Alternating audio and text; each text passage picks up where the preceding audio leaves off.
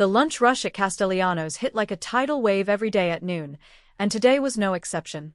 Sophia Andres moved between tables with practiced efficiency, balancing plates that cost more than her weekly rent, smiling at customers who barely looked up from their phones. Her feet ached in the cheap shoes she'd resoled twice already. The left one had a hole forming near the toe that she'd covered with duct tape on the inside. Nobody could see it. That was what mattered. She'd learned early that poverty was acceptable as long as you hid it well enough. Kept your uniform pressed even if you ironed it on your bathroom floor. Kept your smile bright even when exhaustion made your bones feel like lead. Kept moving forward because stopping meant drowning, and Sophia had been treading water for so long she'd forgotten what solid ground felt like. The restaurant itself was the kind of place that appeared in lifestyle magazines. Exposed brick walls, Edison bulb lighting, and a menu where nothing was called by its simple name. The grilled cheese was artisan fromage melt. The soup was chef's seasonal bisque. Everything cost 3 times what it should, and people paid it happily for the privilege of being seen here. Sophia had been working at Castellano's for 8 months. Ever since the diner where she'd worked for 3 years closed down, a victim of rising rents and changing neighborhoods. This job paid better, but the customers were worse. Entitled. Demanding. The kind of people who snapped their fingers to get her attention and left 10% tips on $200 meals. Before we jump back in, tell us where you're tuning in from, and if this story touches you, make sure you're subscribed, because tomorrow, I've saved something extra special for you. She'd grown up in a neighborhood where people knew each other's names, where her mother's tamales were famous on the block, where music spilled from open windows on summer nights. That world felt impossibly distant now. Her mother had been gone for 5 years, taken by cancer that spread faster than the doctors could treat it. Her father had followed 2 years later, his heart simply giving out one night in his sleep. The doctors called it a heart attack. Sophia knew it was grief. At 26, she was alone in a city that didn't care whether she survived or disappeared. The only family she had left was her younger brother Marco, currently serving overseas with the army. His letters came sporadically, cheerful descriptions of places he couldn't name doing work he couldn't describe. She wrote back every week, careful not to mention how hard things had gotten. He had enough to worry about. The student loans from her incomplete nursing degree sat in forbearance, accumulating interest she tried not to think about. She'd made it through 2 years before her mother got sick and the medical bills started piling up. Dropping out had felt like failure, but staying in school while her mother died alone had been impossible. Some choices weren't really choices at all. A sharp voice cut through her thoughts. "Miss, we've been waiting 10 minutes for water." Sophia turned with her professional smile already in place. "I'll get that right away."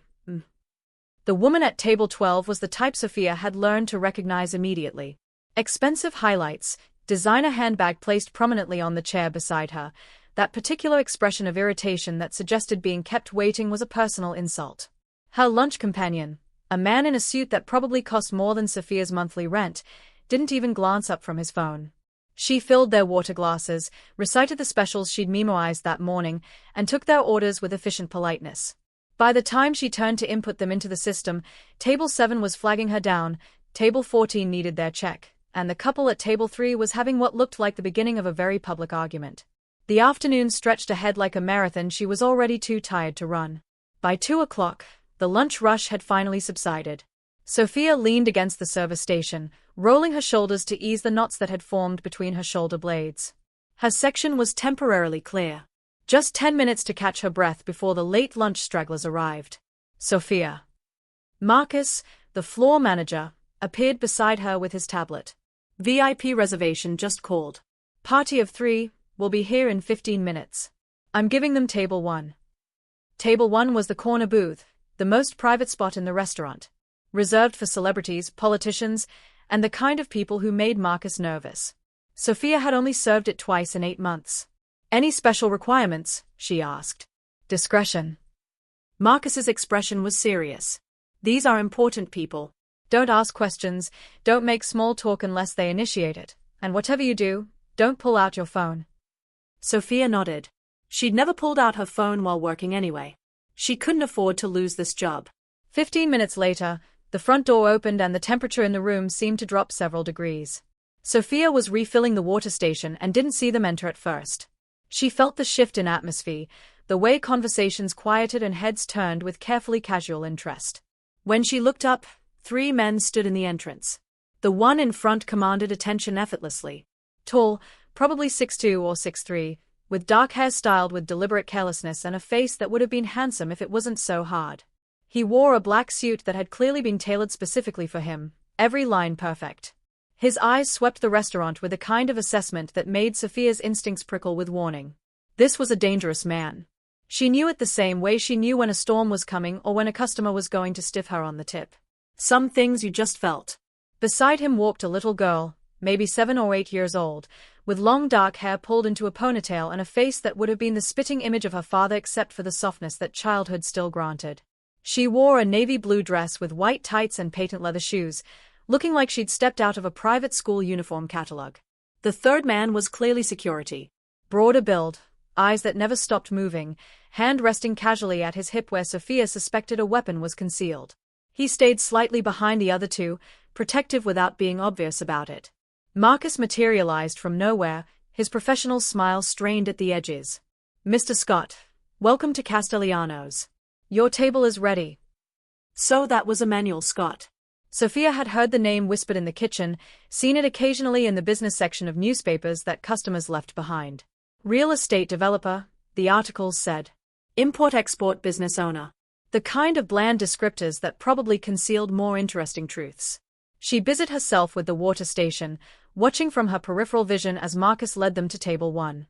The little girl, Emma, Sophia remembered from the reservation, walked close to her father, her small hand gripping his larger one tightly. Something about the way she moved suggested wariness, a child who'd learned to be careful in public spaces. Sophia gave them a few minutes to settle before approaching with menus and water glasses. Professional distance, Marcus had said. Discretion. Good afternoon. She set down the waters with practiced smoothness, placed menus in front of each of them. My name is Sophia and I'll be taking care of you today. Can I start you with something to drink? Emmanuel Scott looked up, and Sophia found herself caught in the directness of his gaze. His eyes were dark brown, almost black, and held an intensity that made her want to step back.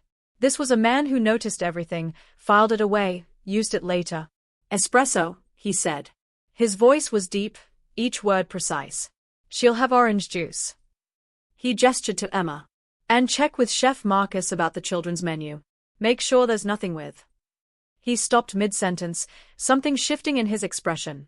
His attention had moved past Sophia to Emma, and when Sophia followed his gaze, her breath caught. The little girl's face was turning an alarming shade of red. Her mouth was open but no sound was coming out. Her small hands were clutching at her throat, eyes wide with panic that punched through Sophia's chest like a physical blow. She was choking. The security guard started to move, but Sophia was already dropping to her knees beside Emma's chair. Years of nursing school training, even incomplete, kicked in with automatic precision. She assessed in seconds. The child couldn't breathe, couldn't cough, couldn't make any sound at all. Complete airway obstruction. Emma. Emmanuel's voice was sharp with fear, his composure cracking. He reached for his daughter, but Sophia was faster. Don't move her, Sophia said, her voice calm despite her racing heart. She positioned herself behind Emma, whose eyes were starting to glaze with oxygen deprivation. I've got her. She placed her fist just above Emma's navel, her other hand gripping her fist, and delivered sharp upward thrusts.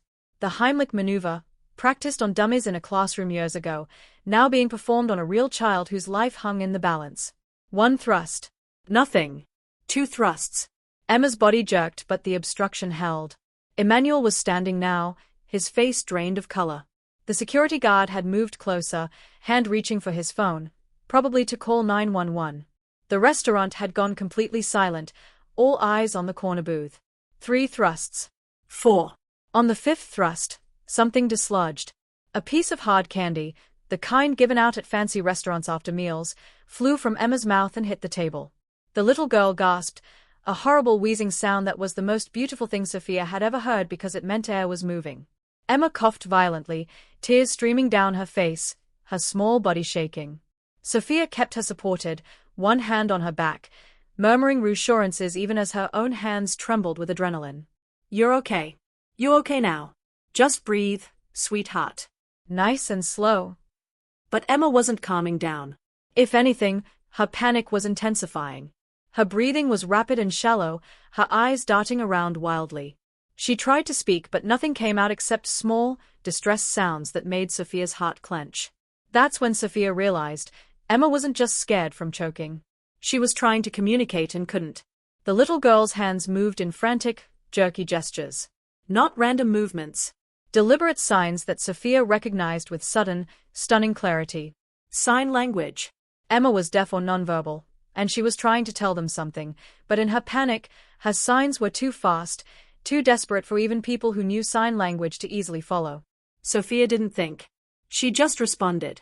Her hands moved with a fluency she hadn't used in years, forming careful, clear signs that cut through Emma's panic like a light through darkness. "You're safe," Sophia signed, her movements slow and deliberate. "The food is out. You can breathe. You're safe now." Emma's wild eyes locked onto Sophia's hands. Her frantic movements slowed, focusing on what Sophia was saying. "Breathe with me," Sophia signed, demonstrating slow, deep breaths. "In and out. Nice and slow." The little girl mimicked her breathing gradually evening out even as tears continued to stream down her face. Her own hands moved again, this time more controlled. "Scared," Emma signed.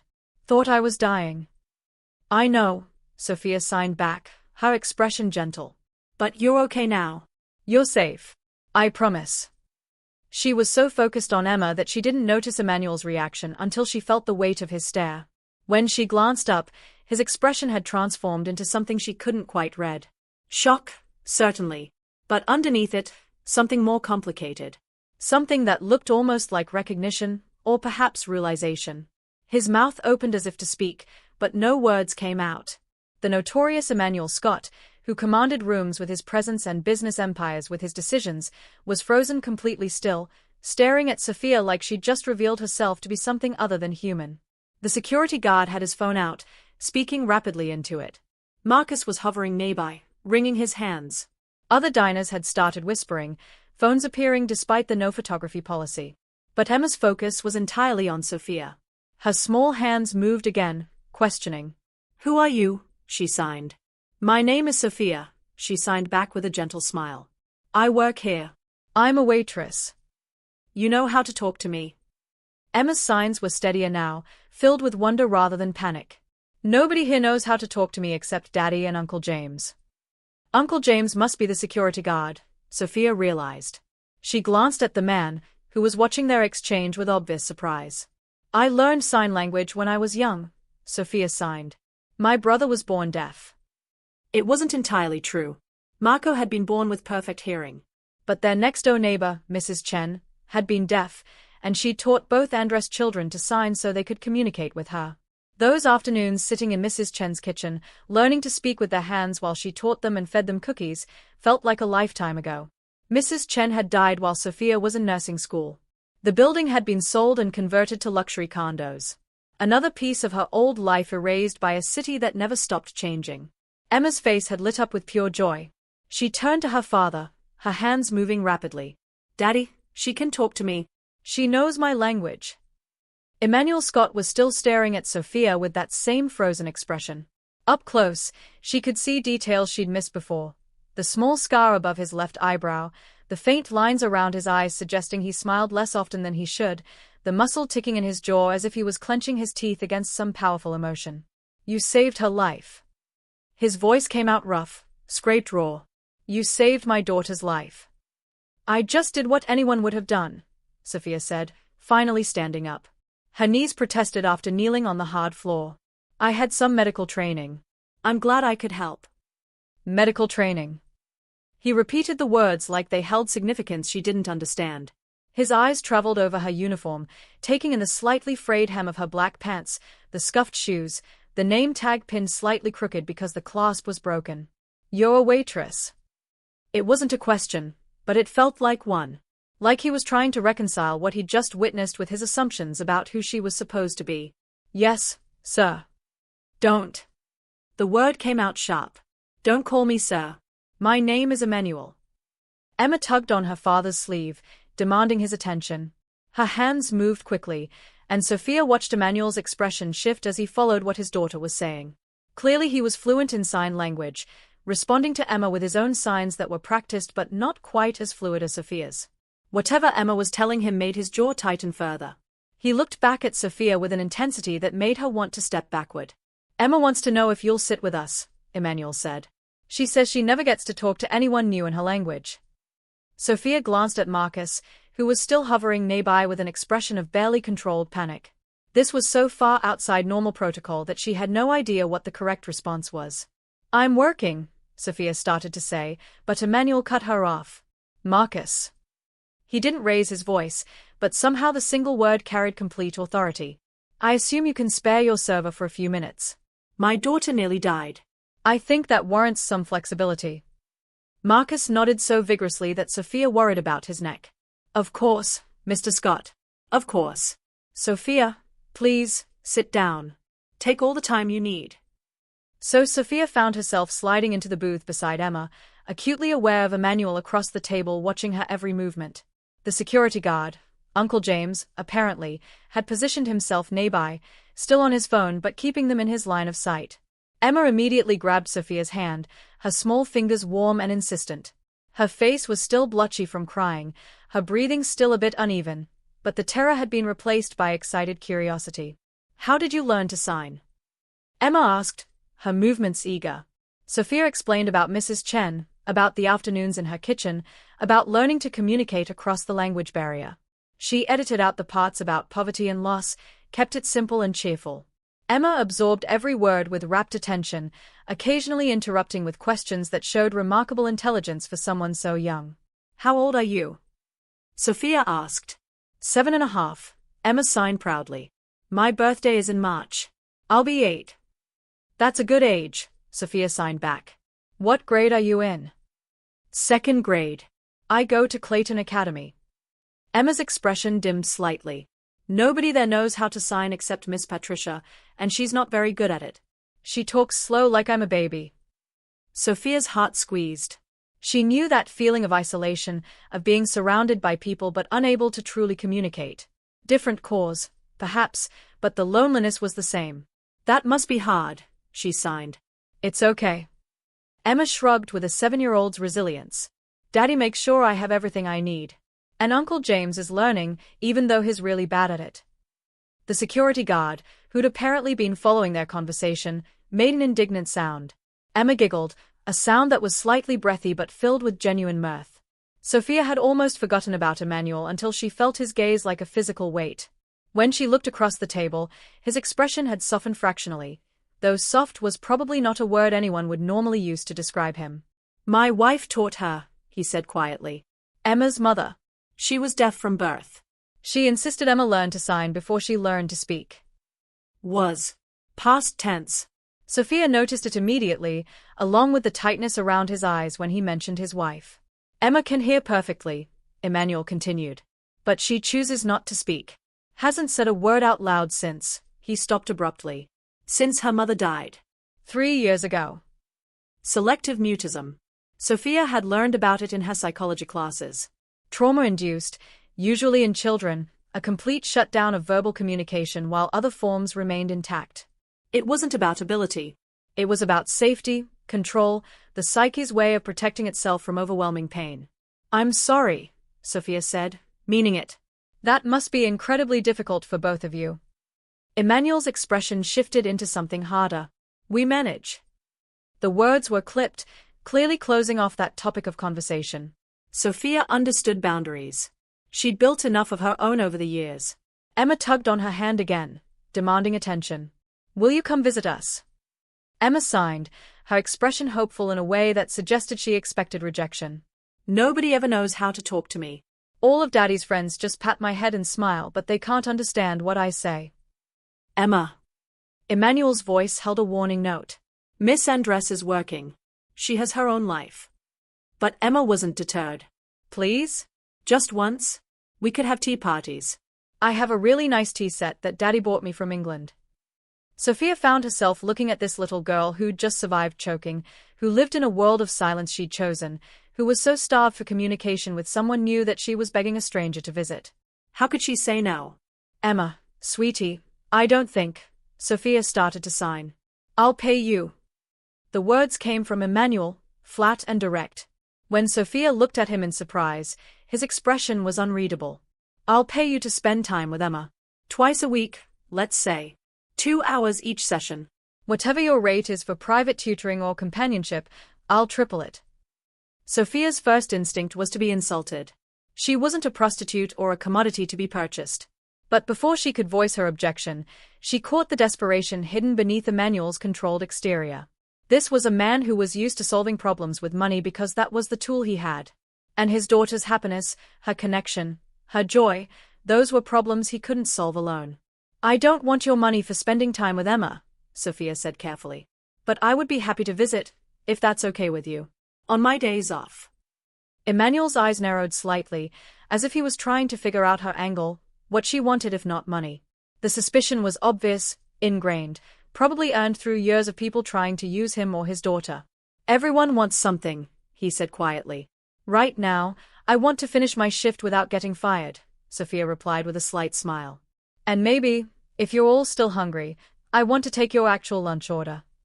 That surprised a sound out of him that might have been a laugh if it hadn't been so rusty. Emma bounced in her seat with excitement, apparently interpreting Sophia's response as agreement. They ordered lunch. Sophia took their requests with the same professional efficiency she brought to every table, though her hands weren't quite steady as she wrote down the grilled chicken for Emmanuel, pasta with butter for Emma, and a Caesar salad for Uncle James. As she turned to go, Emmanuel's voice stopped her. "Sophia." She turned back. He was standing now, reaching into his jacket pocket. He pulled out a business card, thick, expensive cardstock with minimal text, and held it out to her. "My private number," he said. "For Emma. When you're free." Sophia took the card, careful not to let their fingers brush. The card was warm from being in his pocket, the embossed text reading simply, Emmanuel Scott and a phone number. No title, no company name. As if he didn't need to explain who he was. "I'll call," she promised, meeting his eyes directly. "See that you do." It wasn't until much later, after the Scott party had left and her shift had ended, that Sophia really processed what had happened. She sat on the subway heading home, the business card burning a hole in her pocket, and tried to understand the expression that had crossed Emmanuel Scott's face when she'd first signed to Emma. Frozen. Completely frozen. Like he'd seen a ghost. Or recognized something he thought he'd lost forever. Sophia didn't call for 3 days. Not because she'd forgotten or changed her mind, but because the weight of that business card in her pocket felt impossibly heavy. Emmanuel Scott wasn't just wealthy. He was the kind of wealthy that made the news, that influenced city politics, that operated in circles so far above her own that they might as well exist in different atmospheres. She'd looked him up on her phone during her break the day after the incident. The search results were illuminating and terrifying in equal measure. Emmanuel Scott, CEO of Scott Enterprises. Real estate development across 3 states. Import businesses that the articles described vaguely, without much detail. Philanthropic donations to children's hospitals and schools for the deaf. A wife, Victoria Scott née Morrison, who died 3 years ago in what was described as a tragic accident. No details provided, which made Sophia's investigative instincts, honed from years of watching true crime documentaries, prickle with suspicion. There were photos. Emmanuel at charity galas, always in perfectly tailored suits, always with that same controlled expression. Emmanuel at ribbon-cutting ceremonies. Emmanuel shaking hands with the mayor, with senators, with people whose names Sophia recognized from headlines. And in several of the older photos, before his wife's death, there was Emma. Always close to her father, her small hand gripping his, her face serious even in pictures that were supposed to be celebratory. A child who'd learned early that the world was watching, judging, waiting for weakness. The articles used words like influential and powerful and connected.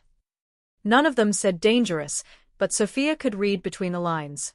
Nobody accumulated that much power, that much wealth, that quickly without getting their hands dirty. Without making compromises that kept ethicists up at night. She should throw the card away. Delete his number from her mind. Go back to her invisible life serving overpriced food to ungrateful customers and trying not to think about the nursing career she'd abandoned. But every time she considered it, she remembered Emma's face. That moment of pure joy when she'd realized someone could speak her language. The desperate loneliness hidden beneath a 7-year-old's excitement. Sophia knew what loneliness felt like. Knew how it hollowed you out from the inside, left you performing normalcy while dying quietly where no one could see. She couldn't do that to Emma. Couldn't be another adult who made promises and disappeared. So on her day off, Wednesday afternoon when the autumn sun was painting everything gold, Sophia pulled out her phone and dialed the number on the card. It rang once before a male voice answered. Not Emmanuel. This voice was younger, with a Brooklyn accent that immediately put Sophia more at ease. Scott residence, this is James speaking. Uncle James. The security guard from the restaurant. Hi, this is Sophia Andres. I met Mr. Scott and Emma at Castellano's a few days ago. He gave me his number and asked me to call about visiting Emma. There was a pause, then the sound of James speaking to someone in the background, his hand obviously covering the phone. When he came back, his tone was warmer. Miss Andres, yes. Mr. Scott's been expecting your call. Hold please. More muffled conversation, then footsteps, then Emmanuel's voice came on the line. Deep, controlled, with that same precise enunciation that suggested English might not have been his first language, though he spoke it perfectly. Sophia. Not Miss Andres. Just her first name, spoken like they were already familiar. Like they'd known each other longer than one traumatic lunch service. Mr. Scott. I'm calling about Emma. You said she'd like visitors who can sign with her. Emmanuel, he corrected. And yes. She's been asking about you every day since the restaurant. Driving James and me both insane with questions about when the nice waitress lady is coming back. There was something in his voice, not quite amusement, but close. A softness that hadn't been there in the restaurant when he'd been all hard edges and suspicion. I have Wednesdays and Thursdays off, Sophia offered. I could come by tomorrow afternoon if that works? Around 2. Tomorrow is perfect. He rattled off an address in the Upper East Side that made Sophia's eyebrows rise. Of course he lived in one of the most expensive neighborhoods in Manhattan. The doorman will be expecting you. Ask for Dimitri, he'll bring you up. Okay. Sophia paused, then decided honesty was better than pretense. I should probably mention, I'm not a trained child therapist or anything. I'm just someone who knows sign language. If you're expecting professional help. I'm not expecting anything except someone who can communicate with my daughter and make her smile. Emmanuel's voice had gone soft again, almost vulnerable. That's more than most professionals have managed. After they hung up, Sophia stared at her phone for a long moment. She'd just agreed to visit a Mafia boss, or whatever Emmanuel Scott actually was, at his private residence. This was objectively insane. The kind of decision that got naive young women into terrible situations they couldn't escape from. But something about the way he'd said make her smile had gotten past her defenses. That was a father talking, not a criminal. A man who'd do anything for his daughter's happiness, including trusting a stranger from a restaurant. She'd just have to hope her instincts weren't leading her into disaster. The building where Emmanuel Scott lived wasn't just expensive. It was the kind of exclusive that didn't need to advertise its exclusivity. No flashy signs, no ostentatious displays of wealth. Just understated elegance that whispered old money even if Emmanuel's fortune was relatively new. Sophia stood on the sidewalk in her best outfit, dark jeans that didn't have any holes, a soft green sweater she'd found at a thrift store, ankle boots she'd saved for 3 months to buy, and felt completely out of place. The doorman, Dimitri, was watching her from behind his desk in the marble lobby, probably wondering if she was lost. She squared her shoulders and walked in like she belonged there. Hi, I'm here to see Emmanuel Scott. He's expecting me. My name is Sophia Andres. Dimitri's stern expression melted into something approaching friendliness. Ah, Miss Andres. Yes, Mr. Scott mentioned you'd be arriving. Little Emma is very excited. He escorted her to a private elevator that required a key card to operate. The ride up was smooth and silent, nothing like the rickety elevator in her building that groaned and shuddered like it might give up at any moment. When the doors opened, they revealed a private foyer. Not a hallway, but an actual foyer that belonged exclusively to Emmanuel's penthouse. Marble floors, a small table with fresh flowers, artwork that was probably original and definitely expensive. James was waiting, dressed more casually than he had been at the restaurant. Jeans and a button-down shirt, though Sophia still caught the outline of a shoulder holster under his jacket. Miss Andres, good to see you again. He extended his hand and she shook it, appreciating the lack of condescension in his greeting. Emma's been bouncing off the walls all morning. Fair warning, she's going to talk your ear off. Well, sign your arms off, I guess. Sophia smiled. I'm prepared. James led her through a foyer into an open-plan living space that was somehow both enormous and surprisingly warm. Floor-to-ceiling windows offered panoramic views of Central Park. The furniture was modern but comfortable, arranged in a way that suggested actual living rather than staging for a magazine shoot. Children's drawings were stuck to the refrigerator with magnets. A pair of small sneakers sat by the door. Books were piled on the coffee table. This was a home, not just an expensive apartment. That surprised her more than it probably should have. Sophia. Emma came flying around the corner, her ponytail bouncing, her face split by the biggest smile Sophia had seen. The little girl launched herself at Sophia with complete confidence that she'd be caught, and Sophia barely managed to brace herself in time. "Hey there." Sophia sighed once Emma had released her from the enthusiastic hug. "Someone's excited." "You came. You really came."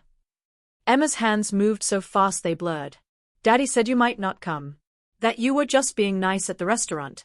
But I knew you'd come because you promised, and promises are important." "They are," Sophia agreed, her heart squeezing at the relief in Emma's expression. How many promises had been broken to make this child doubt? "I always keep my promises." Emmanuel appeared from what looked like a home office, closing the door behind him. He'd shed the suit jacket and tie from their first meeting, wearing just dark slacks and a white shirt with the sleeves rolled to his elbows. The casual attire should have made him less intimidating. Somehow it didn't. His eyes found Sophia immediately, and she felt the full force of his attention like a physical touch. Assessing, analyzing, trying to figure her out. "Sophia. Thank you for coming." "Thank you for having me." She gestured around the space. "You have a beautiful home." "Emma, why don't you show Sophia your room?" Emmanuel suggested, though his eyes never left Sophia's face. "I'm sure she'd love to see your tea set." Emma grabbed Sophia's hand and pulled her down the hallway with 7-year-old enthusiasm. James followed at a discreet distance, protection or supervision. Sophia wasn't sure. Probably both. Emma's room was exactly what Sophia would have expected, a child's space designed with unlimited resources and obvious love. A canopy bed with gauzy curtains. Bookshelves filled with books in both English and sign language picture books. A corner dedicated to art supplies. And yes, a miniature table with an elaborate porcelain tea set that looked like it actually was from England. "This is beautiful, Emma," Sophia signed, settling into one of the small chairs while Emma bustled around preparing imaginary tea. They spent an hour in comfortable play. Emma served tea with elaborate ceremony, introducing Sophia to each of her stuffed animals as honored guests. They drew pictures together. Emma was remarkably talented for 7, her drawings showing genuine artistic sense. They read a story, taking turns signing the narrative. Emma was starved for this kind of attention, Sophia realized. Not neglect. Emmanuel clearly doted on his daughter. But there was a difference between a parent's care and a peer's companionship. Emma needed someone who could exist in her world without the weight of parental responsibility, someone who spoke her language fluently and naturally. "Can I ask you something?" Emma signed during a pause in their activities. "Of course." "Why did you learn to sign if your brother isn't deaf anymore?" Sophia blinked, confused. "I never said your brother wasn't." She stopped, realizing her mistake. At the restaurant, she'd said Marco was born deaf. But that had been a simplification, a lie to make the explanation easier. Emma was watching her with those intelligent eyes that saw too much. "I'm sorry," Sophia signed slowly. "I wasn't entirely honest at the restaurant. My brother was born with perfect hearing. But our neighbor, Mrs. Chen, was deaf. She taught us to sign so we could talk to her." "So you learned just to be nice to someone?" Emma's expression was thoughtful. "That's really nice." "Mrs. Chen was wonderful," Sophia signed, memories flooding back. "She made the best dumplings and told amazing stories. Learning to sign wasn't a chore, it was a gift. Getting to know her, understanding her world, that changed me." "I wish more people thought like that," Emma signed, her expression older than her years. "Most people just pretend I'm not there. Or they talk about me like I can't understand. They forget I can read lips pretty well." The casual revelation of isolation broke Sophia's heart. She reached out and gently touched Emma's shoulder, waiting until the girl looked at her. "That's their loss," Sophia signed firmly.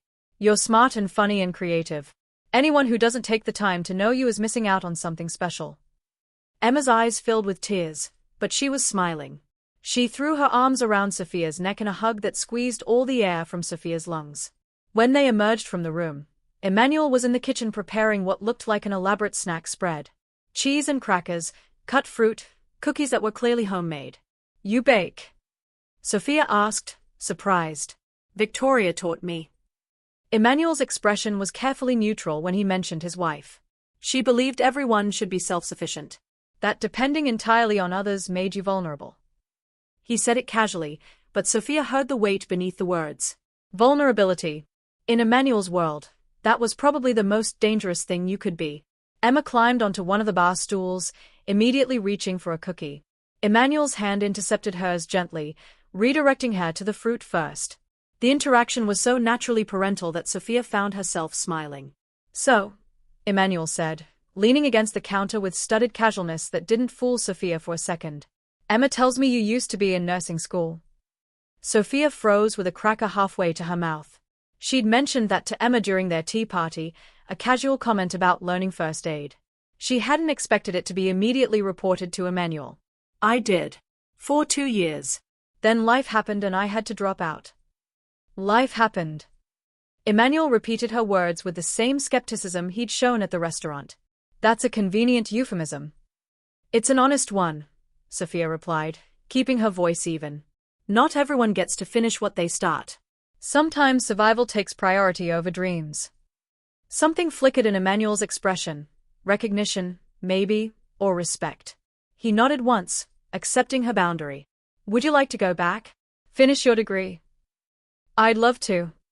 The words came out before Sophia could stop them, raw with longing she usually kept buried. But nursing school is expensive. And I need to work to eat and pay rent. The two aren't really compatible. What if they could be? Sophia's eyes narrowed. What do you mean? Emmanuel straightened from the counter, his full attention on her now. When he focused like this, Sophia understood how he'd built an empire. This was a man who identified what he wanted and pursued it with absolute determination. I have a proposal, he said. You spend time with Emma 3 days a week. Help her with homework, play with her, give her the social interaction she's missing. In exchange, I pay for you to finish nursing school. Tuition, books, living expenses, all of it. You can work part-time at the restaurant or quit entirely, your choice. Sophia's mouth went dry. That's an incredibly generous offer. It's a fair trade. Emma needs someone like you. Someone who sees her as a person, not as a tragedy or a challenge or a responsibility. Someone who speaks her language and treats her like any other 7-year-old. His eyes bored into hers. Can you honestly tell me you don't want to finish your degree? That you're satisfied serving overpriced pasta to people who don't see you? The accuracy of his assessment stung because it was completely true. Sophia hated waitressing. Hated the performance of subservience, the constant smile, the way customers looked through her like she was furniture. She'd taken the job because she needed money to survive, not because it fulfilled anything deeper. But accepting Emmanuel's offer felt dangerous for reasons she couldn't quite articulate. Not because she thought he'd hurt her. Oddly, she didn't get that impression from him at all. But because it would tie her to him, create obligation and debt that might come due in ways she couldn't predict. I need to think about it, Sophia said carefully. This is a big decision. Take the time you need. Emmanuel pulled out his phone, typed something, and then Sophia's phone buzzed in her pocket. I just sent you a contract. Look it over. Have a lawyer review it if you want. I'll pay for that too. But the offer stands. Emma needs you, and I think you need this chance. Emma had been watching their exchange with bright, curious eyes. Now she tugged on Sophia's sleeve, demanding attention. Are you coming back? She signed, worry creeping into her expression. You're not going away like everyone else. I'll be back, Sophia promised, unable to resist the vulnerability in Emma's face. On Saturday. We can read more books and have another tea party. Promise. Promise. Emma's smile could have lit up the entire city.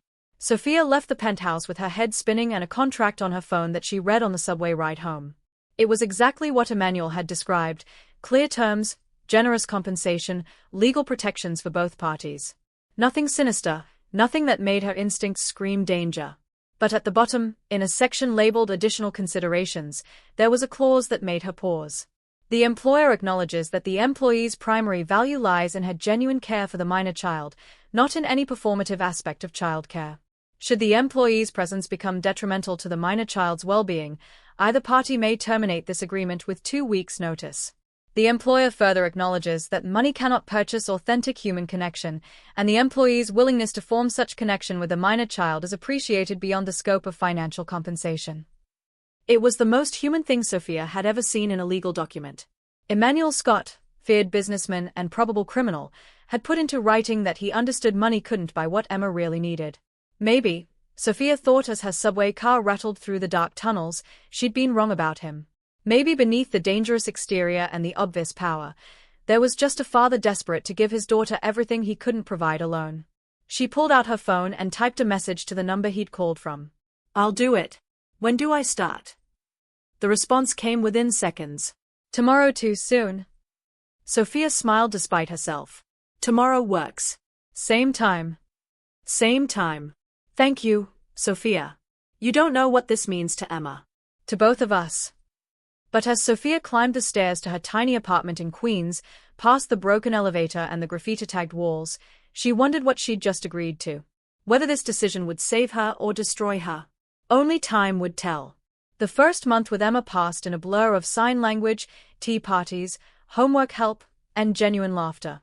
Sophia came to the penthouse 3 times a week, Tuesdays, Thursdays, and Saturdays, and each visit felt less like work and more like spending time with a little sister she hadn't known she needed. Emma bloomed under the attention. Her drawings became more elaborate, her stories more imaginative, her confidence more visible. She started initiating conversations with James in sign language, making him practice with her. She even convinced her father to let her teach Dimitri the doorman some basic signs. Emmanuel watched these transformations with an expression Sophia couldn't quite read. Gratitude, certainly. But underneath it, something more complicated. Sometimes she'd catch him staring at her with that same frozen look from the restaurant, like she was a puzzle he couldn't solve. He paid her more than they'd agreed on. When she tried to protest, he'd simply said, "Emma's happiness is worth more than any amount I could pay you. Consider it a bonus for exceeding expectations." The nursing school application sat completed on Sophia's laptop. Emmanuel had arranged for her to take entrance exams, paid for test prep courses, even wrote a recommendation letter that probably carried more weight than any academic reference. She'd been accepted for the spring semester, just 3 months away. It felt like a dream. Like her life had suddenly pivoted from endless struggling to actual possibility. Too good to be true, a voice whispered in the back of her mind. Nothing's ever this easy. She ignored it. Chose hope over cynicism. Maybe good things could happen. Maybe kindness existed without ulterior motives. Then Ryan showed up. Sophia was leaving Castellano's after her Saturday morning shift, already looking forward to her afternoon with Emma, when she saw him. Leaning against a building across the street, arms crossed, eyes locked on the restaurant entrance. Her ex-boyfriend. The reason she'd moved from Brooklyn to Queens. The reason she changed her phone number and deleted all her social media. Ryan had been charming at first. Attentive, generous with compliments and affection. It wasn't until they'd been together for 6 months that the mask had started slipping. The comments about her weight. The demands to know where she was at all times. The explosive anger when she didn't respond to texts fast enough. She'd left after he'd shoved her into a wall during an argument about her going back to nursing school. That had been the line, the moment when she'd realized staying might actually kill her. For the past 8 months, she'd thought she was safe. That he'd moved on, forgotten about her. Clearly, she'd been wrong. Her hands trembled as she pulled out her phone, thumb hovering over Emmanuel's number. But what would she say? That her crazy ex-boyfriend had found her? That she was scared and needed help? She didn't have the right to ask Emmanuel for protection. Their arrangement was about Emma, not about Sophia's personal problems. She put her phone away and started walking in the opposite direction from Ryan, toward the subway station 3 blocks away instead of her usual stop. If she could just get underground, lose herself in the crowds. Sophia.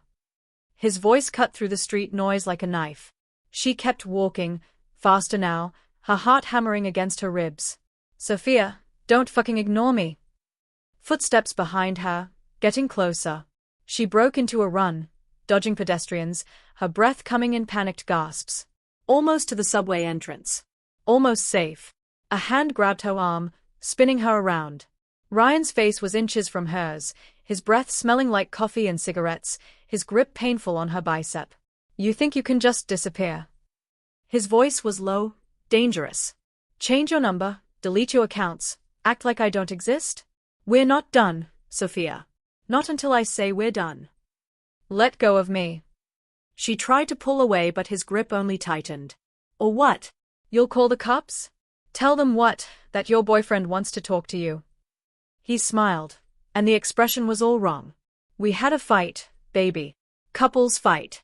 It's time to stop being dramatic and come home. I'm not your girlfriend. We broke up. It's over. It's over when I say it's over. A hand fell on Ryan's shoulder. Heavy, commanding, radiating threat. I believe the lady asked you to let go. Emmanuel's voice, cold enough to frost glass. Ryan turned, clearly ready to tell whoever was interfering to mind their business. The words died when he saw Emmanuel standing there, flanked by James and another security guard Sophia didn't recognize.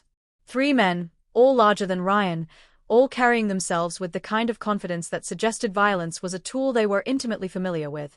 This is a private conversation, Ryan tried, but his voice had gone uncertain. No. This is harassment. Emmanuel's eyes were black ice. You're going to remove your hand from her arm. You're going to walk away.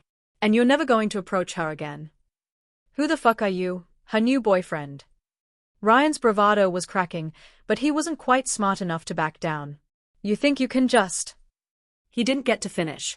Emmanuel moved faster than Sophia would have thought possible for someone his size. One moment Ryan was holding her arm. The next he was against the building wall, Emmanuel's forearm across his throat, cutting off air. Listen carefully, Emmanuel said, his voice conversational despite the violence of his hold. You don't know me. You don't want to know me. But understand this, Sophia is under my protection now. If you come near her again, if you call her, if you so much as think about her, I will know. And I will make you disappear in ways that ensure nobody ever finds what's left. Do we have an understanding? Ryan's face was turning red. He managed a jerky nod. Emmanuel released him, stepping back smoothly. Ryan collapsed against the wall, gasping and rubbing his throat. Go. James gestured toward the street. Now. Ryan went, stumbling at first, then breaking into a run once he'd put some distance between himself and them. Sophia stood frozen, trembling, watching him disappear into the crowd.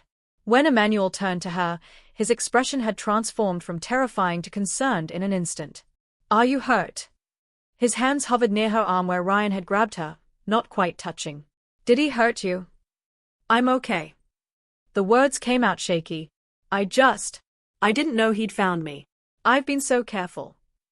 How long has this been going on? We dated for a year. Broke up 8 months ago. He was controlling. Angry.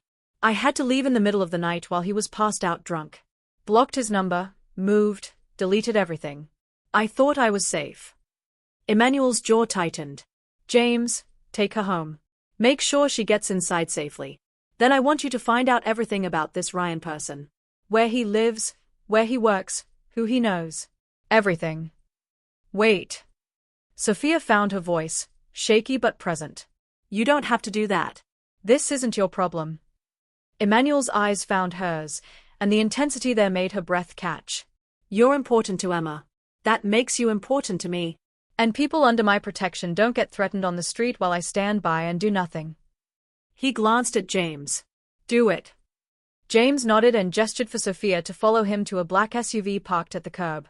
As they drove to her apartment in Queens, Sophia stared out the window and tried to process what had just happened. Emmanuel Scott had threatened to murder her ex-boyfriend.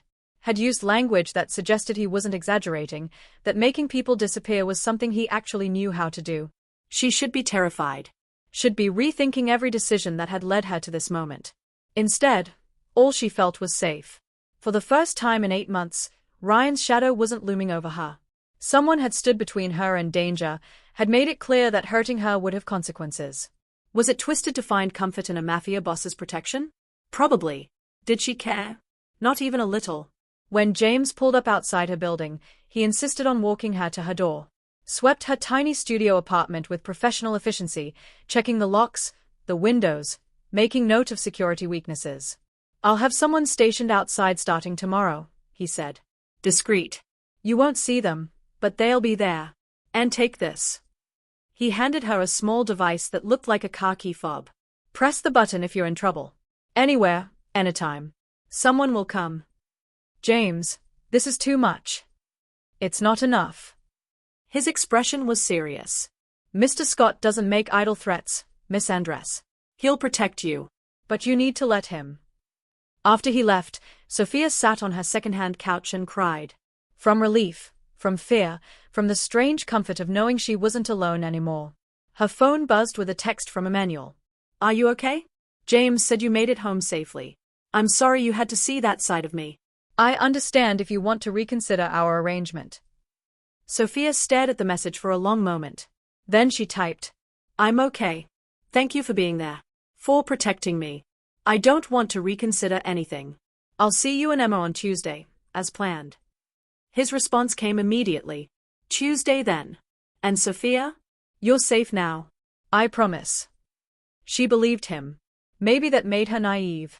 Maybe it made her reckless. But sitting alone in her tiny apartment, knowing someone was watching her building, knowing Emmanuel Scott had made her protection a personal mission, Sophia felt safer than she had in years.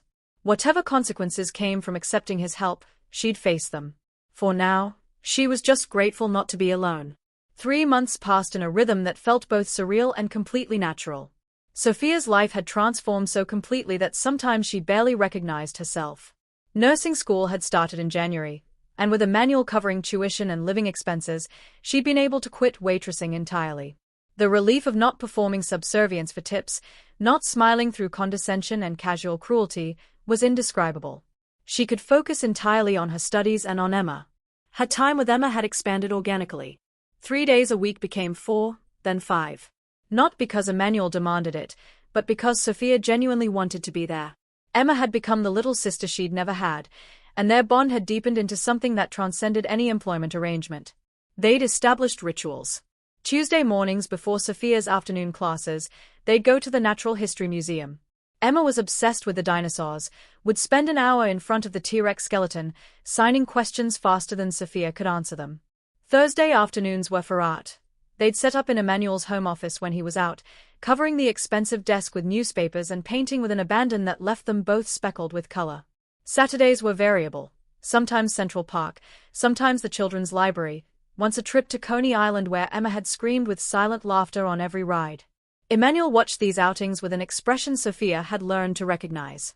Relief mixed with something deeper, something that looked almost like grief.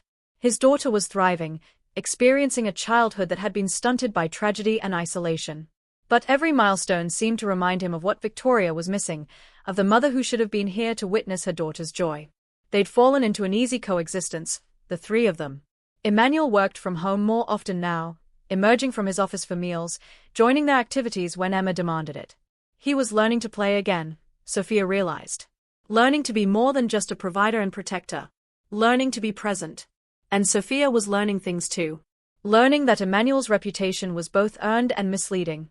Yes, he was dangerous. Yes, his business dealings existed in moral gray areas she didn't examine too closely. But he was also a man who made his daughter's breakfast every morning, who read to her every night, who'd memorized her favorite stories and never missed a bedtime routine no matter how late his meetings ran. The attraction had crept up on Sophia gradually, then hit her all at once like a wave she hadn't seen coming. The way Emmanuel's rare smiles transformed his entire face. How his hands, capable of violence, she'd seen that with Ryan, were impossibly gentle when he braided Emma's hair or helped her with a puzzle. The intelligence in his eyes when they discussed books or current events during the quiet moments after Emma went to bed. She'd started staying later, accepting Emmanuel's invitations for dinner after Emma was asleep. They'd talk for hours about everything and nothing. He'd tell her about growing up in Sicily before his family moved to New York when he was 15. About learning to navigate American schools while barely speaking English, about building his empire from nothing because going back to Sicily meant accepting a life he didn't want. Sophia shared pieces of herself she usually kept hidden. Her parents' deaths, the nursing school dreams deferred, the loneliness of being invisible in a city of millions. Emmanuel listened with an intensity that made her feel seen in ways she hadn't experienced since her mother died. The tension between them built gradually, charged moments that neither acknowledged but both felt. His hand brushing hers when passing dishes. Her laugh at his dry humor, the way his eyes would linger on her face like he was memorizing every detail. The awareness of him when he was near, like her body had developed a radar specifically tuned to his presence. But neither of them crossed that line. Sophia was there for Emma, and complicating that relationship with romance felt dangerous. Emmanuel never pushed, never made her uncomfortable, maintained perfect professional boundaries even as something deeper simmered beneath the surface. Ryan hadn't been seen since that day on the street. James's investigation had revealed he'd suddenly accepted a job transfer to Seattle, departing New York within a week of his confrontation with Emmanuel. The suspicious timing wasn't lost on Sophia, but she didn't ask questions. Some gifts you accepted without examining too closely. Life was good. Better than good, it was everything Sophia had thought she'd lost the right to hope for. Then Victoria's sister came to visit. Sophia was in the kitchen with Emma, making cookies from a recipe Emma had found in one of Victoria's old cookbooks. The little girl was covered in flour, signing enthusiastically about how her mother used to let her lick the spoon, when the doorbell rang. Emmanuel had been in his office on a call, but Sophia heard his door open, heard his footsteps in the hallway. Then his voice, surprised and not entirely pleased. Caroline. I didn't know you were in town. Surprise visits are more fun, don't you think? The woman's voice was cultured, with the particular accent that suggested expensive boarding schools. Aren't you going to invite me in? Sophia heard the door close, heels clicking on the marble floor, then both voices moved into the living room. She glanced at Emma, whose expression had shuttered closed the moment she'd heard her aunt's name. The joy had drained from her face, replaced by wariness. You don't like your Aunt Caroline. Sophia signed quietly. She's not nice, Emma signed back. She looks at me like I'm broken. And she always wants to talk to Daddy alone about sending me away to special schools. Sophia's protective instincts flared immediately. She was about to sign a response when Emmanuel appeared in the kitchen doorway, his expression carefully neutral. Emma, your Aunt Caroline is here to see you. The woman who followed him into the kitchen was beautiful in that particular way wealthy white women often were. Perfect blonde hair, designer clothes that looked effortless but probably cost thousands, the kind of thin that suggested both personal trainers and restrictive eating. She was probably in her late 30s, with Victoria's bone structure but none of the warmth that Sophia had seen in photographs of Emmanuel's late wife. Caroline's eyes swept over the flour-covered kitchen, lingering on Emma's messy hands and face, before landing on Sophia with obvious assessment. And who's this? She didn't bother hiding her judgment. The new nanny? This is Sophia Andres, Emmanuel said, his voice tight. She's Emma's companion and tutor. Sophia, this is Caroline Morrison, Victoria's sister. Nice to meet you. Sophia extended a flour-dusted hand, which Caroline looked at like it might contaminate her. Charmed. The word dripped with insincerity. Caroline turned to Emma, speaking slowly and loudly the way people often did with deaf children. Hello, Emma. How are you? Emma's expression went completely blank. She looked at Sophia with a question in her eyes, and Sophia nodded permission. Emma raised her hands and signed a response. She says she's fine and asks how you are, Sophia translated. Oh. Caroline's smile was brittle. She's still doing that hand-waving thing. I'd hoped she'd have started talking by now. Sign language isn't a hand-waving thing, Sophia said, keeping her voice polite with effort. It's a legitimate language. Emma communicates beautifully through it. Caroline's eyes narrowed. I'm sure you mean well, but you're not family. You don't understand the full situation. Caroline. Emmanuel's voice held a warning. Sophia is part of this household. I'd appreciate you treating her with respect. I'm just saying, Emmanuel, coddling Emma's silence isn't helping her. She needs intensive therapy, not playdates with the help. The words hung in the air, sharp and cutting. Sophia felt Emma tense beside her, the little girl's hands frozen mid-sign. I think, Sophia said quietly, that Emma is doing remarkably well. She's thriving socially, excelling in school, and expressing herself clearly through sign language. There's nothing wrong with her that requires fixing. And you're qualified to make that assessment based on what? A few months of playing babysitter. Caroline's polite veneer was cracking. Emma needs professional help. Real help, not some waitress turned nanny who's clearly taken advantage of Emmanuel's grief to worm her way into this family. That's enough. Emmanuel's voice went cold. Sophia is none of those things, and your opinion on Emma's care is neither requested nor welcome. I'm her family. You visit twice a year and spend most of that time suggesting Emma is damaged and needs to be sent away. That's not family. That's obligation performed poorly. Caroline's face flushed red.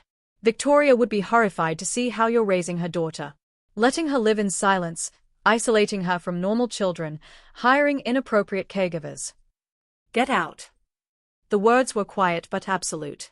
Emmanuel moved between Caroline and the rest of them, his posture radiating controlled fury. Get out of my home. You're not welcome here anymore. Emmanuel, be reasonable. I'm being perfectly reasonable. You came into my home, insulted someone I care about, and suggested my daughter is being raised incorrectly because she's happy. I don't need that kind of family. Neither does Emma. Caroline grabbed her purse, her movements sharp with anger. You'll regret this. Victoria left me as guardian and her will if anything happened to you. I could make a case that Emma needs better care.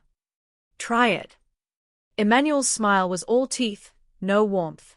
I have resources you can't imagine and lawyers who would eat you alive. Do not threaten my daughter's custody, Caroline. You won't like what happens. She left in a storm of indignation and expensive perfume, slamming the door hard enough to make the artwork rattle. The silence she left behind was heavy. Emma's face was crumpled, tears streaming silently down her cheeks. Sophia immediately pulled her into a hug, signing reassurances against her hair. She's wrong, Sophia signed. You're perfect exactly as you are. There's nothing broken about you. She thinks I'm broken, Emma signed back, her movements shaky. Everyone thinks I'm broken because I don't talk. I don't think you're broken. Sophia pulled back to look Emma in the eyes. I think you're one of the strongest, bravest people I've ever met. You communicate clearly, you're kind, you're smart. The way you talk doesn't matter. What matters is what you say, and you say beautiful things. Emmanuel knelt beside them, his hand gentle on Emma's back. Your Aunt Caroline doesn't understand you, he signed. But that's her problem, not yours. You are exactly who you're supposed to be, Piccola. Never let anyone make you feel less than perfect. Emma threw her arms around her father's neck, and he held her close, his eyes squeezed shut against emotion he rarely showed. Over Emma's head, his gaze met Sophia's. In his expression, she saw gratitude, relief, and something deeper. Something that made her breath catch and her heart stutter. Later, after Emma had cried herself to sleep, Sophia found Emmanuel on the penthouse balcony, staring out at the city lights. The April night was cool but not cold, spring finally asserting itself after a brutal winter. She'll make good on her threat, Emmanuel said without turning. Caroline. She's vindictive and she has resources. Not as much as me, but enough to make noise. To start investigations into my business, into whether Emma is receiving appropriate care. Let her try. Sophia moved to stand beside him. Any investigator would see immediately that Emma is thriving. She's happy, healthy, excelling in school. There's no case. You don't understand how the system works for people like me. Emmanuel's hands gripped the railing. My business dealings exist in gray areas. If Caroline pushes, if she brings the wrong kind of attention, everything I've built could collapse.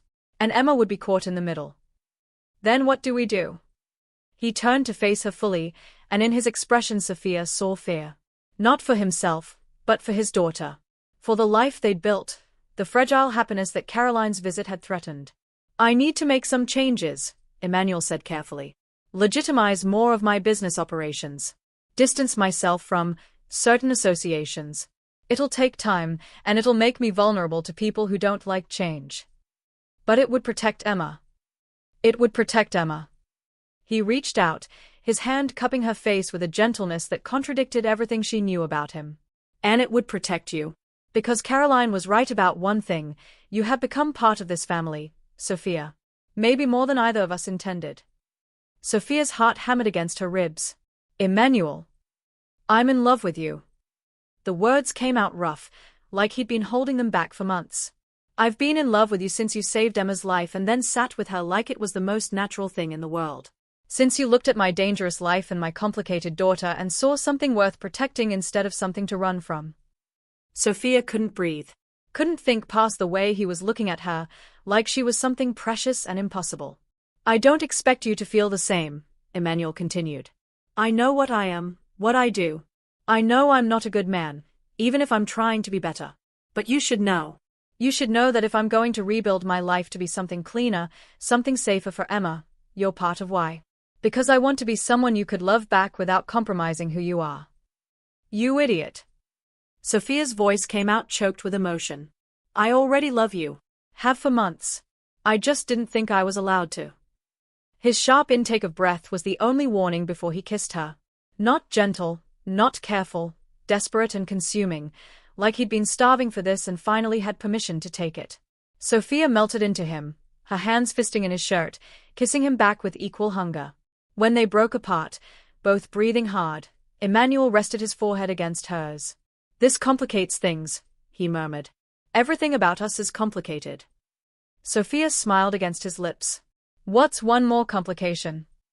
"I want this. Want you.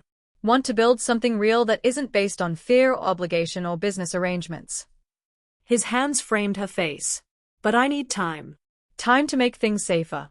To ensure that when Caroline or anyone else looks at my life, they see legitimacy, not vulnerability." "Can you wait?" "Can you trust me enough to wait?" "I've waited this long." Sophia kissed him softly. "I can wait a little longer.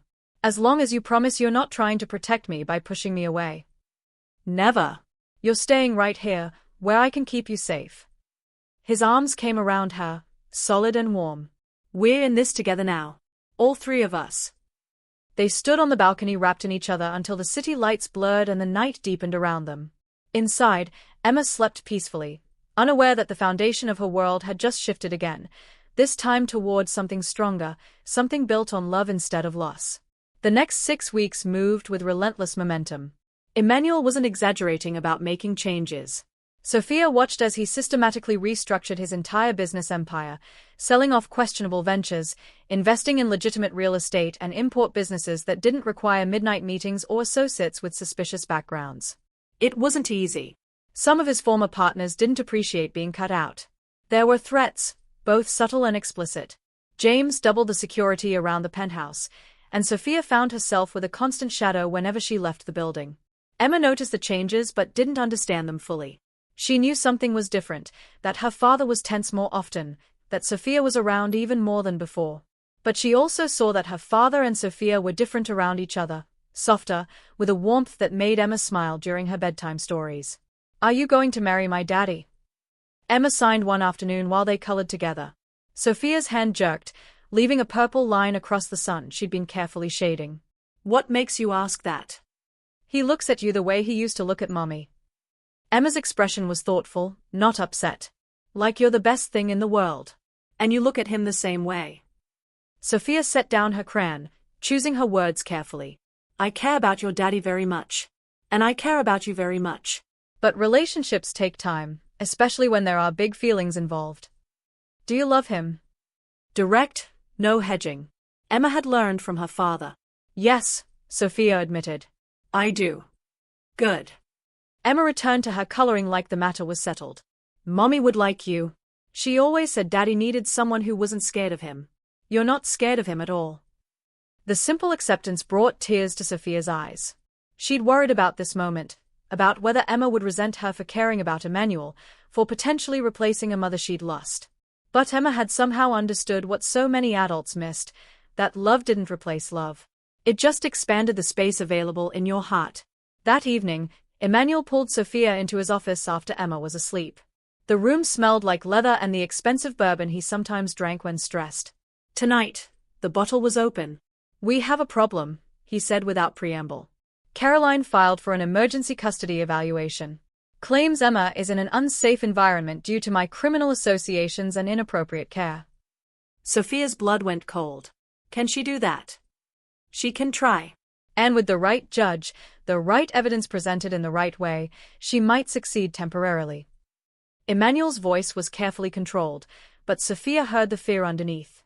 "If they remove Emma while the investigation proceeds." "We don't let that happen." Sophia moved to stand in front of him. "What do we need to do?" "My lawyers are handling the legal aspects." "But there's something else." He pulled out a folder, thick with documents. "I've compiled everything. Every business dealing, every associate, every dollar that's moved through my accounts for the past 10 years. The good, the bad, and the questionable." "Emmanuel, why would you?" "Because if Caroline forces an investigation, I want to control the narrative. I've given this to the FBI." He said it flatly, like he hadn't just potentially signed away his freedom. "Full cooperation in exchange for immunity and testimony against people I used to work with. People who deserve to be in prison." Sophia stared at him, processing the magnitude of what he'd done. You could go to prison. The immunity deal protects me from prosecution for past crimes as long as I testify truthfully. My lawyers say it's solid. He stood, moving to the window. But even with immunity, cooperating makes me a target. The people I'm testifying against, they don't forgive betrayal. So you're in danger. We're all in danger. You, me, Emma. Which is why I've arranged for us to relocate temporarily. New identities, protective custody, the whole witness protection protocol until the trials are complete. Sophia's world tilted. Leave New York? Leave our lives. Temporarily. 6 months, maybe a year. Long enough for the trials to conclude and for attention to move elsewhere. Emmanuel turned to face her. I know I'm asking a lot. I know this isn't the life you signed up for. If you want to walk away, I understand. I'll make sure you're protected financially, make sure you can finish school somewhere safe. Stop. Sophia closed the distance between them. I'm not walking away. If you and Emma need to relocate, I'm coming with you. We're a family now.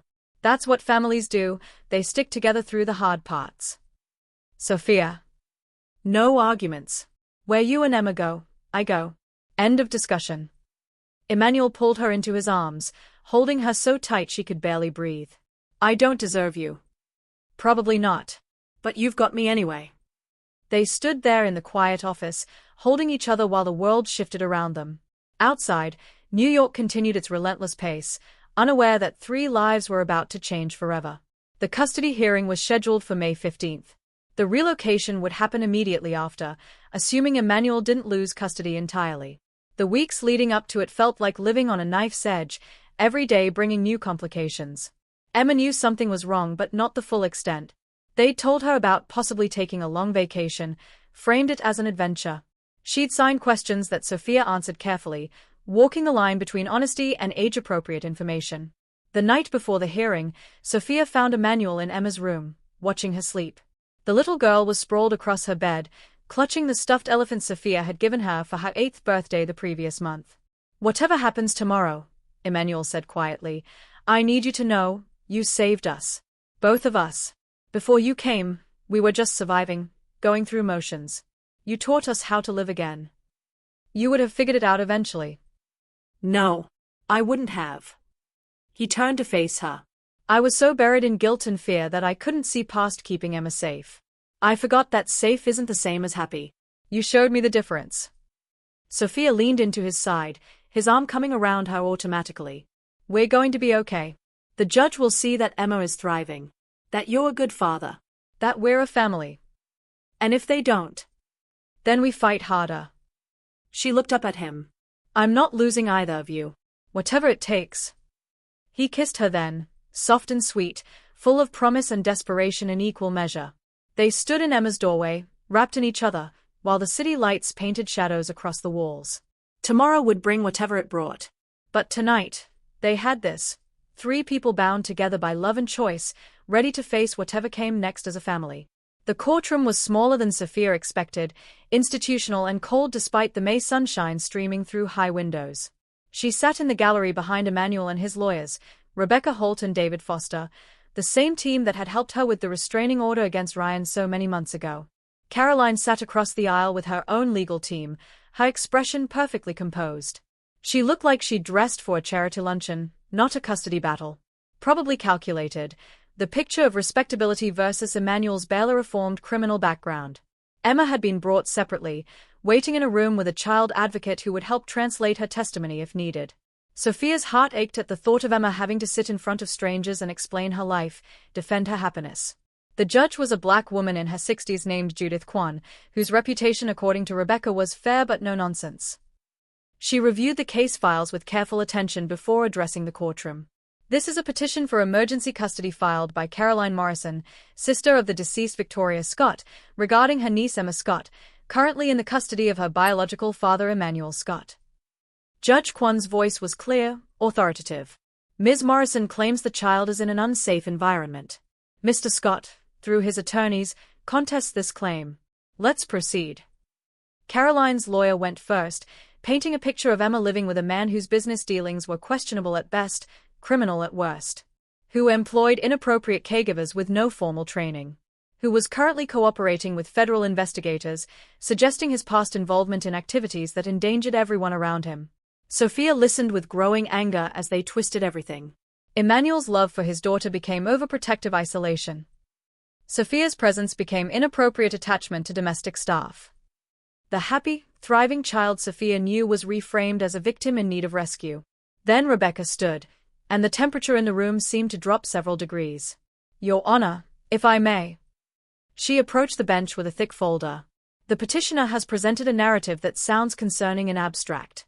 Let's look at the concrete reality." What followed was a systematic dismantling of Caroline's case. Emma's school records showing straight A's and glowing teacher evaluations.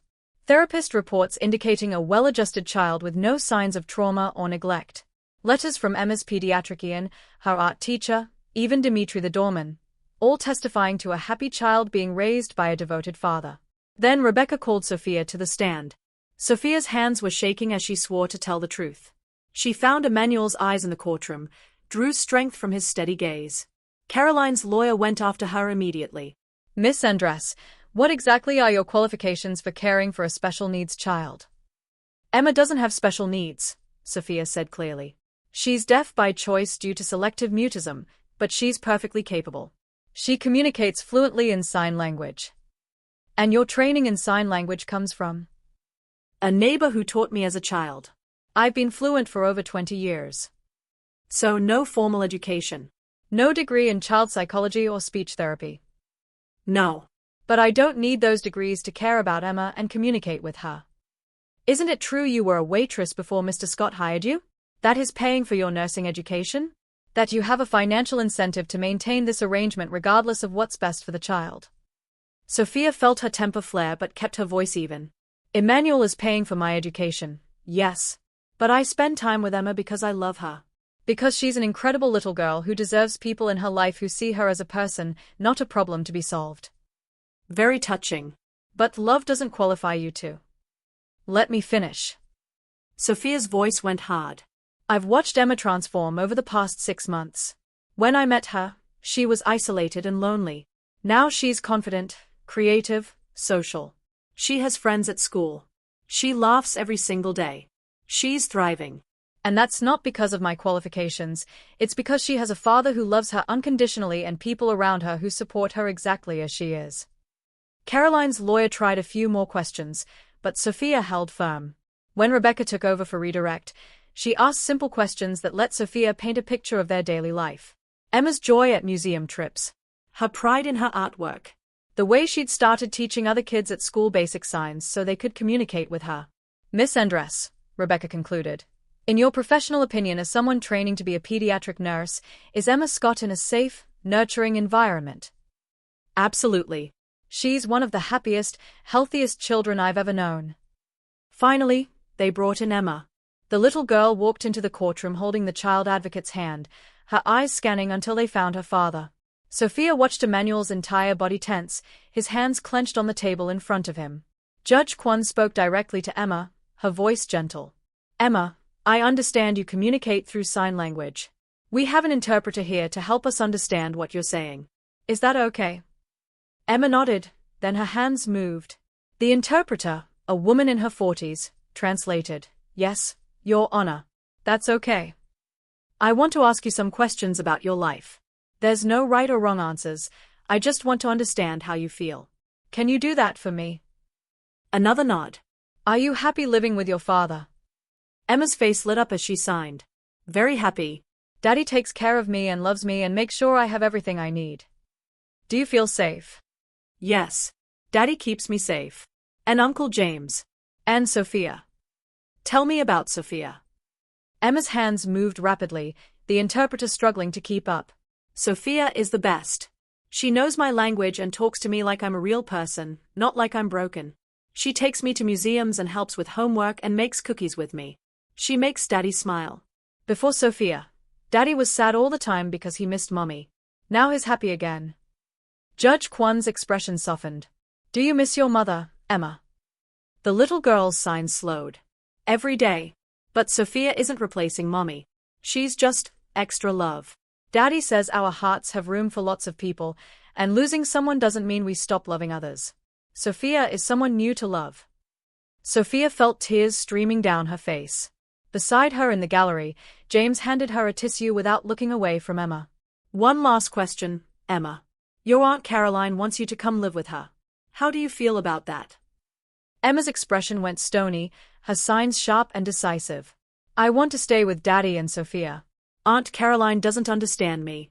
She thinks I'm broken because I don't talk. But I'm not broken. I just talk differently. Daddy and Sophia know that. They love me the way I am. Caroline's lawyer tried to ask questions, but Emma refused to engage, her arms crossed, her expression mutinous. After a few minutes, Judge Kwon waved him off. I think we've heard enough from this child. Emma, thank you for your honesty. You can go back to the waiting room now. As Emma was let out, she caught Sophia's eye and signed quickly. I told the truth. We're going to be okay. Sophia signed back. You were perfect. So brave. Judge Kwon called for a brief recess. The 30 minutes felt like hours. Sophia sat with Emmanuel in the hallway, their hands clasped together, not speaking because there was nothing to say that hadn't already been expressed in the courtroom. When they reconvened, Judge Kwon's expression was unreadable. I've reviewed all the evidence, heard testimony from both sides, and most importantly, listened to Emma herself. She looked directly at Caroline. Ms. Morrison, I understand your concern for your niece. Loss of a sibling is devastating, and wanting to honor your sister's memory by caring for her child is admirable. However, your concerns about Emma's welfare appear to be based on assumptions rather than reality. Caroline's composure cracked slightly. Emma Scott is, by every measurable standard, thriving. She's excelling academically, socially, and emotionally. She has a strong support system, access to appropriate medical and therapeutic care, and most importantly, she has a father who clearly loves her and prioritizes her well-being above all else. Judge Kwon turned to Emmanuel. Mr. Scott, I won't pretend your past business dealings don't concern me. However, your cooperation with federal authorities and your demonstrated efforts to legitimize your business operations show a commitment to providing a stable, legal environment for your daughter. More importantly, Emma herself is clear about where she wants to be. The judge's gavel came down with finality. The petition for emergency custody is denied. Emma Scott will remain in the custody of her biological father, Emmanuel Scott. This court finds no evidence of neglect, abuse, or unsafe conditions. Case dismissed. The relief was so overwhelming that Sophia couldn't breathe. Beside her, Emmanuel's entire body sagged, years of tension releasing all at once. Rebecca was shaking their hands, congratulating them, but Sophia barely registered it. Emma. They needed to tell Emma. They found her in the waiting room, coloring with the child advocate. The moment she saw their faces, she knew. She launched herself at her father, and Emmanuel caught her, holding her like he'd never let go. We're staying together, he signed against her hair. All of us. We're staying together. Emma pulled back enough to sign. I knew we would. We're a family. Families stay together. That night, after the celebration dinner at Emma's favorite pizza place, after the lawyers had been thanked and the security team briefed on next steps, Sophia found herself alone with Emmanuel on the penthouse balcony. We still need to relocate, he said quietly. The immunity deal stands. The trials are coming. We won't be truly safe until they are over. I know. Where are we going? Colorado. Small town outside Denver. I've bought a property there, a house, not a penthouse. Yard, neighbors, normal suburban life. He smiled slightly. It'll be an adjustment. When do we leave? Next week. The marshals want us in place before the first trial begins.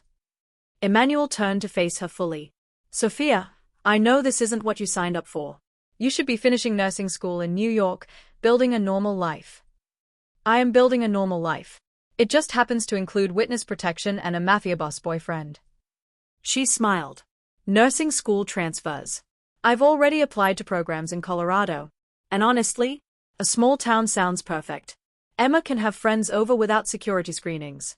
We can go to parks without bodyguards. We can just be. You'd give up New York for us. Emmanuel, you're not listening. There is no us and you. There's just us. The three of us, together. That's my life now. That's what I chose. She moved into his arms. Where you go, I go. Where Emma goes, I go. We're a package deal. He kissed her then, deep and claiming, full of promise and relief and love that felt too big to be contained in words. When they broke apart, he reached into his pocket and pulled out a small velvet box. Sophia's breath caught. I bought this 3 months ago, Emmanuel said, opening the box to reveal a simple platinum band with a single perfect diamond. Kept waiting for the right moment. Then I realized, there's no perfect moment. There's just right now, with you, choosing this life together. He took her hand. Sophia Andres, will you marry me? Will you be Emma's mother, my wife, my partner in this complicated, dangerous, beautiful life we're building? Sophia was crying, laughing, nodding all at once. Yes. God, yes. He slid the ring onto her finger, and it fit perfectly. Of course it did. Emmanuel didn't do anything halfway. They stood on the balcony wrapped in each other, the city lights sparkling below them, the future spreading out uncertain and challenging and full of more love than Sophia had ever thought possible. Somewhere inside, Emma was asleep, safe and happy and loved. They were a family. Built from tragedy and choice and the kind of love that didn't give up when things got hard. And that, Sophia thought as Emmanuel kissed her again, was worth everything. The house in Colorado was nothing like the Manhattan penthouse. It was smaller, cozy, with a yard where Emma had planted a garden and a garage where Emmanuel kept working on the vintage motorcycle he'd bought as a suburban dad project. Sophia was in her final semester of nursing school, this time on track to actually finish. She'd gotten a part-time job at the local children's hospital, working weekends while Emma was with her father. The staff loved her, and she'd already been offered a full-time position upon graduation. Emma was thriving in her new school. She'd found a small community of kids who were learning sign language from her, who treated her selective mutism as just another characteristic rather than a disability. She'd started talking again, occasionally, carefully, usually just to Sophia and Emmanuel in private moments.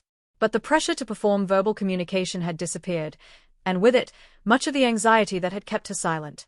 The trials had concluded 6 months ago.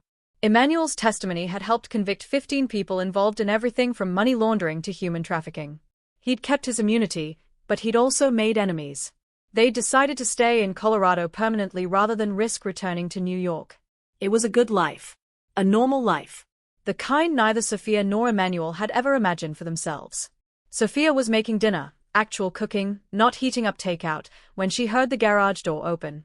Emmanuel's motorcycle rumbled for a moment before cutting off, then his footsteps in the mudroom. Something smells amazing, he called out. It's called not ordering pizza for the 3rd time this week, Sophia called back, smiling. He appeared in the kitchen doorway, still in his riding leathers, hair messed up from the helmet. At 40, he looked younger than he had at 38 when they'd met. Happiness did that, Sophia had learned. Removed years of stress and fear. Where's Emma? He asked, moving to kiss her. At Sarah's house for a sleepover. We have the whole evening to ourselves. Dangerous. His arms came around her waist from behind as she stirred pasta sauce. Whatever will we do with unsupervised time? Well, we could finish that conversation we started last week. About the future. Emmanuel's hands stilled on her waist. The conversation about Emma maybe needing a sibling. About whether we want to expand our family. Sophia turned in his arms. About the fact that I'm 10 weeks pregnant.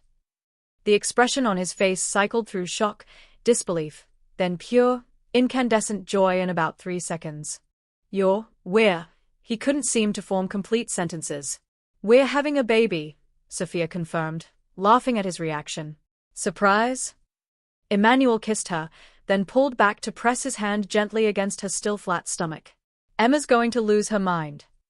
In a good way, I hope. In the best way. He kissed her again.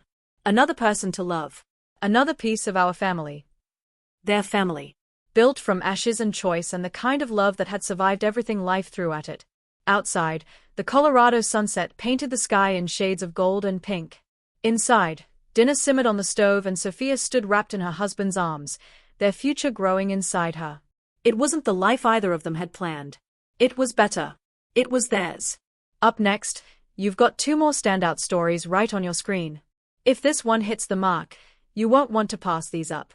Just click and check them out.